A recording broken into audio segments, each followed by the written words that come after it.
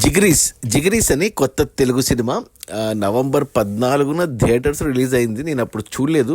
ఇప్పుడు ఈరోజు జనవరి 6 మనకు మంగళవారం నాడు సన్ నెక్స్ట్లో స్ట్రీమింగ్కి వచ్చింది. తెలుగు సినిమానే. అంటే అందరూ కొత్త వాళ్ళే, అందుకే చూడలేదు నేను అప్పుడు. బట్ ఇప్పుడు సినిమా చూస్తే 2.5 గంటలు ఉంది సినిమా. 4 హీరోలు, అందులో ఒక ఫేస్ తెలుసు నాకు. అతను రామ్ నితిన్ అనేసి మ్యాడ్ స్క్వేర్లో చేశాడు.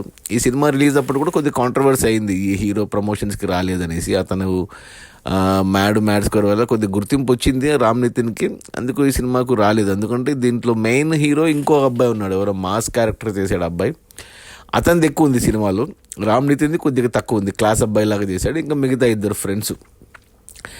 సినిమా చూస్తే అందరూ అప్పుడు రిలీజ్ అయినప్పుడు అన్నారు, ఈ నగరానికి ఏమైంది, వైబ్ ఉంది అన్నారు. తరుణ్ భాస్కర్ కూడా ఈ సినిమాని ప్రమోట్ చేశాడు. సో అందుకు చూసేదన్నమాట. సింపుల్ స్టోరీ లైన్, ఏమీ లేదు. జస్ట్ 4 ఫ్రెండ్స్ కలిసి గోవాకి వెళ్ళడం, అంతే కథ. స్టార్టింగ్ ఓపెనింగ్ సీనే బాగుంటే చూద్దాంలే, ఓటీటీ కదా అని చూశాను. ఓపెనింగ్ సీనే నచ్చింది. మిడిల్ ఒకటి సీన్ వేసి కొద్దిగా వాళ్ళు ఎక్కడో ఇరుక్కుపోయినట్టు చూపిస్తారు. ఆ తర్వాత ఇంకా ఫ్లాష్ బ్యాక్లో ఇప్పుడు ఏం జరిగింది అనేసి 2-3 రోజులు జరిగే కథ మాదిరి చూపించారు. స్టార్టింగ్లో సెటప్ 4 ఫ్రెండ్స్, వాళ్ళు గోవాకి వెళ్ళడానికి కారణము బలమైన కారణం పెట్టుకొని బయలుదేరడము. దీంట్లో ఒక ట్విస్ట్ పెట్టుకున్నారు, అది ట్రైలర్లో కూడా చెప్పారు. డబ్బులు లేకుండా, మొబైల్ లేకుండా, ఏమీ లేకుండా గోవాకి వెళ్ళడం, అది ఎందుకు ఏంటి అనేది బాగా ఉంది, కన్విన్సింగ్గా ఉంది. ఇక అక్కడ ఎప్పుడైతే సినిమా అంతా హైవేలో తీశారంటే, హైదరాబాద్లోనే కాకుండా రియల్గా గోవాకి వెళ్ళే దారిలోనే తీశారు. అంత రోడ్ షో అనుకోవాలి. ఇక చూస్తే ఒక 10 నిమిషాల తర్వాత సినిమా అలవాటు పడ్డాక చూస్తే, ఈ మాస్ క్యారెక్టర్ చేసిన అబ్బాయి ఎవరో కొత్తతను కానీ అసలు భలే చేశాడు. భలే మాటలు కూడా డైరెక్టరు కొత్తతను ఎవరో భలే రాసుకున్నాడు. అసలు అక్కడ మన ఇది హైదరాబాద్ నవాబ్స్లో ఒక యాక్టర్ ఉంటాడు, అతని పేరు మస్త్ అలీ. అతను చూస్తే గుర్తుపడతారు, కొద్దిగా హిందీ హైదరాబాదీ తెలుగులో మాట్లాడుతుంటాడు. అతని ఎపిసోడ్ వచ్చింది గ్యారేజ్లో. ఆ సీన్ అసలు ఏంటి భలే గమ్మత్తుగా ఉంది కదా సినిమా అనుకున్నాను. ఎస్పెషల్లీ ఆ మాస్ క్యారెక్టర్ చేసిన అబ్బాయి డైలాగ్ డెలివరీ, యాక్షన్, మాటలు ఎస్పెషల్లీ ఇక బాగా డామినేట్ చేశాడు అతను. ఆ సీన్ తర్వాత వెంటనే మళ్ళీ వీళ్ళందరూ మళ్ళీ అడవిలో చిక్కోవడము, అడవి దొంగలతో ఒక సీను, అది కూడా హిలేరియస్గా పేలింది నాకు. ఆ తర్వాత మళ్ళీ వెంటనే మనకు అది ఊర్లో ఒక బారాత్ ఫంక్షన్లో డాన్స్ వేయడము, అది కూడా బాగా పేలింది హిలేరియస్గా. ఏంటబ్బా భలే ఉంది సినిమా, ఎంత కామెడీ ఉంది అసలు అనుకున్నాను. ఎస్పెషల్లీ ఆ మాస్ క్యారెక్టర్ చేసిన అబ్బాయి వల్లే అంత కామెడీ జనరేట్ అయింది. ప్లస్ మన క్లాస్ అబ్బాయి రామ్ నితిన్ ఇచ్చిన ఎక్స్ప్రెషన్స్, అతను కూడా బాగా చేశాడు. ఇక మిగతా 2 డమ్మీగానే ఉన్నారు సినిమాలో ప్రస్తుతానికి. అలా ముందుకెళ్ళింది సినిమా.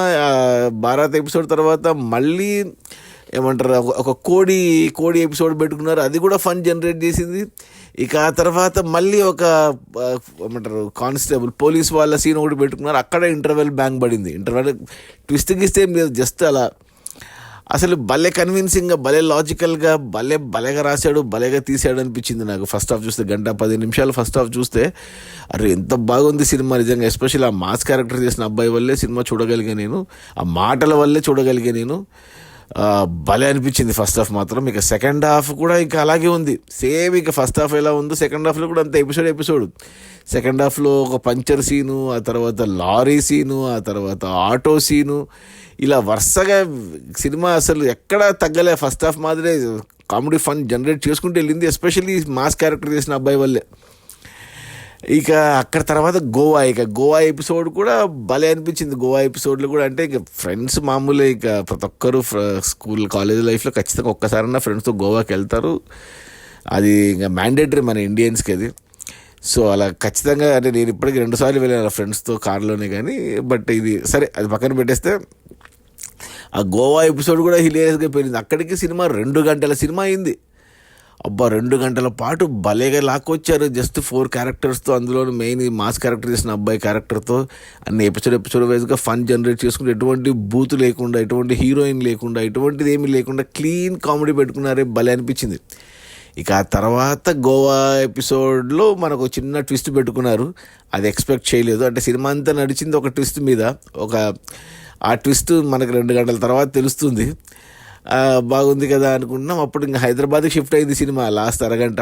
అక్కడ మనకు ఒక మళ్ళీ హైదరాబాద్లో కూడా ఒక ఇంటర్వ్యూ సీన్ ఏమి అంతా ఈ మాస్ అబ్బాయి ఇంటర్వ్యూ సీన్ ఏంటి, హోటల్ సీన్ ఏంటి, ఇవి కూడా బాగా హిలేరియస్గా పేలాయి. ఇంకా 2 గంటల 10 నిమిషాల కామెడీ తర్వాత అప్పుడు లాస్ట్ 10 నిమిషాల్లో సడన్గా సినిమా ఎంత ఎమోషనల్ అయిందంటే, ఎంత టర్న్ తీసుకొనిందంటే అసలు నాకైతే కళ్ళలో నీళ్లు తిరిగినాయి దెబ్బకు. అరే ఏంట్రా బాబు ఇంతసేపు నవ్విచ్చి ఒక్కసారిగా ఏడిపించేశాడే డైరెక్టర్ అనిపించింది నాకు. అసలు గుండెలు పట్టేసాయి, గుండెలు పిండేసింది నాకైతే. నిజంగా అద్భుతంగా ఉంది సినిమా. అసలు జిగరీసు నేను ఎంత కొత్త వాళ్ళు కదా అని థియేటర్లో చూడలేదు, కానీ అలాగే చాలామందికి తెలియదు కూడా ఈ సినిమా కూడా ఉందనేసి. అంత కొత్త యాక్టర్ల వల్ల ప్రమోషన్స్ కూడా చేయలేదు వీళ్ళు. ఇంత మంచి సినిమాని మిస్ అయ్యాను థియేటర్స్లో. ఖచ్చితంగా ఈ సినిమాని 4 ఫ్రెండ్స్ వెళ్ళి చూస్తే భలే ఎంజాయ్ చేస్తారు. అందులో ఆ ఫ్రెండ్స్ కనుక గోవాకి వెళ్ళింటే ఇంకా బాగా రిలేట్ అవుతారు. సో ఈ సినిమా చూస్తున్నంతసేపు నాకు నా ఫ్రెండ్సే గుర్తొచ్చారు. ఇంకోసారి ఫ్రెండ్స్తో గోవాకి వెళ్ళాలి అనే కోరిక కలిగింది. బట్ ఈ సినిమాలో లాగా మొబైల్స్ అండ్ డబ్బులు లేకుండా అనే సాహసం చేయలేను, కానీ బట్ ఇంకోసారి గోవాకి వెళ్ళాలనిపించింది. ఫ్రెండ్స్ గుర్తొచ్చారు. ఇక ఫ్రెండ్స్ కోసం చూడాలి, ఫ్రెండ్స్తోనే చూడాలి ఈ జిగరీసు.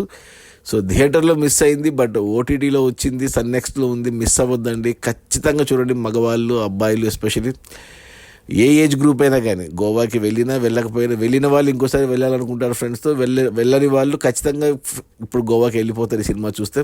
అంత బాగుంది, అంత క్లీన్ ఫ్యామిలీ ఎంటర్టైనర్. ఇక ఫ్యామిలీతో చూడొచ్చా అంటే హ్యాపీగా చూడొచ్చు. గోవా ఎపిసోడ్లో కొంచెం అంటే ఏం లేదు, జస్ట్ మామూలే కదా మసాజ్ల కోసం వెతకడం ఇలాంటివి ఉన్నాయి, కానీ బట్ ఓకే, ఏం అశ్లీలం ఏం లేదు సినిమాలో. ఒక్క లేడీ క్యారెక్టర్ కూడా లేదు సినిమాలో.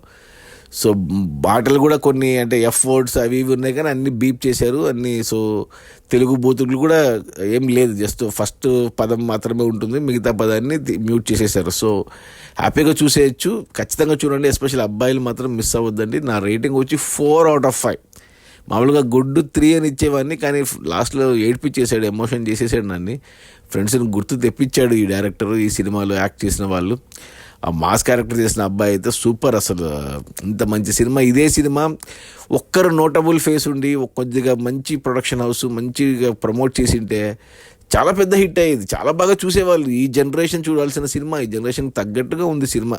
ఈ ప్రజెంట్ టైంలో జెన్జీ కిడ్స్కి సూట్ అయ్యే సినిమా ఇది.